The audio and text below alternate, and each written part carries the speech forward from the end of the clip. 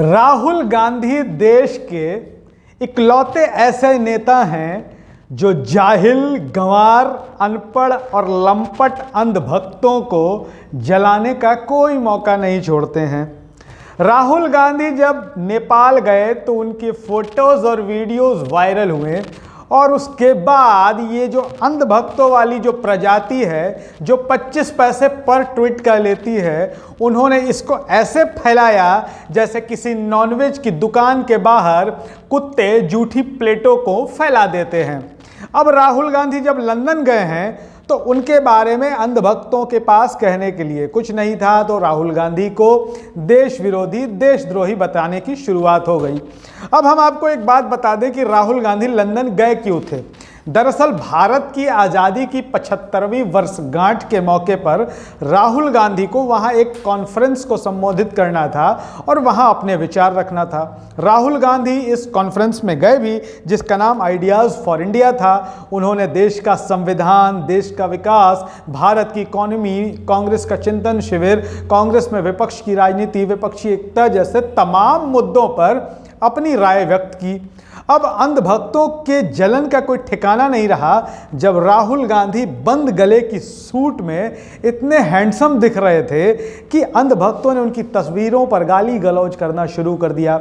दरअसल 10 लाख का सूट पहन लेने से कोई व्यक्ति हैंडसम नहीं हो जाता, क्योंकि शारीरिक खूबसूरती, स्मार्टनेस और हैंडसम दिखना ये ऐसी चीज़ है जो परमात्मा और प्रकृति मनुष्यों को प्रदान करती है, और परमात्मा और प्रकृति ने ये चीज़ें राहुल गांधी को दी हैं।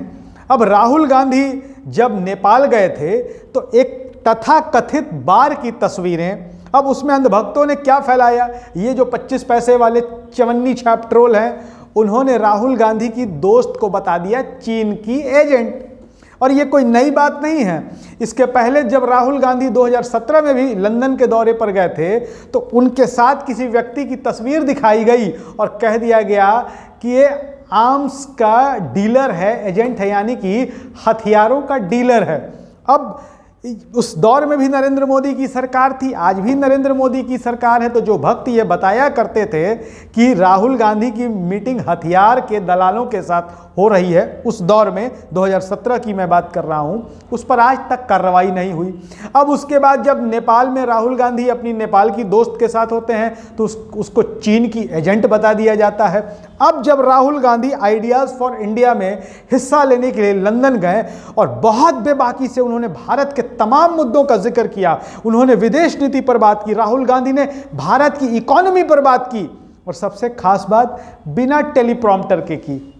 राहुल गांधी ने अपने विवेक से, अपने विचारों से वहां मौजूद लोगों का दिल जीत लिया, क्योंकि राहुल गांधी के पास इस देश को लेकर के जो विजन है वो बिल्कुल क्लियर है, स्पष्ट है कि भारत को कैसे आगे लेकर जाया जा सकता है। राहुल गांधी ने बड़े ही साफ लहजे में कहा कि भारत में चारों तरफ केरोसिन तेल बिखेर दिया गया है ताकि आग लगा रहे।